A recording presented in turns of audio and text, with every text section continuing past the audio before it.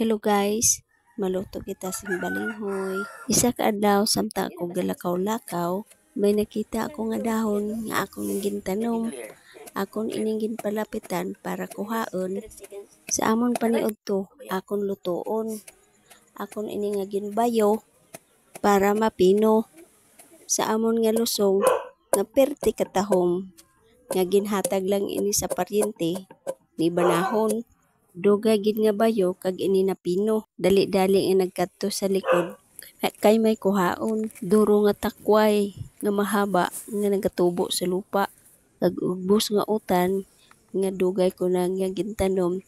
Dugay na nga panahon, do karon ko pa lang natalupang dan. Puli na kita sa balay para ini ato na nga limpyuhan. Ato ni ini putol-putulon kag hugasan. Para pagkaon naton hindi kita makatulan. Hala, idugang na para magdaghan. Pagkatapos, ang takway naman ang aton nga pilian.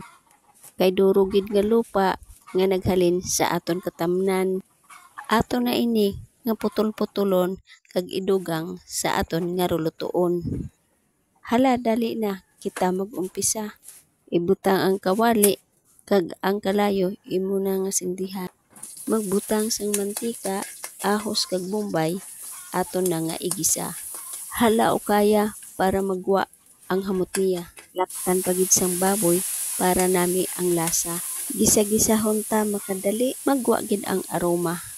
Ayaw lang pagdugaya, kay basi ang mantika mapisik sa aton mata. Ini nga baboy, pilin pa namon ni kahapon. Akon lang slice para ma-recycle namon. Ibutang ko na ang balinghoy nga dahon. Aton lang hinay-hinayon kag mix klahon para manalupsop sa balinghoy nga dahon. Butangan sang tubig, ready ang takop sang kaldero nga aton gamiton. Samtang kita nagahulat, manghimos kita anay sa aton mga kalat, aton limpyuhan kag hugasan didto ipatulo sa iya nga burutangan.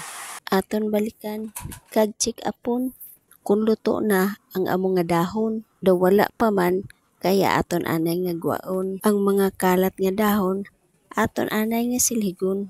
Mahamot na, kaya anay aton nga balikon. Ang balinghoy nga dahon, nga nami nakaunon. Aton na nga tirawan, kung pwede na kuhaon. Patyon ang kalayo, kag ibutang na sa lamisa naton.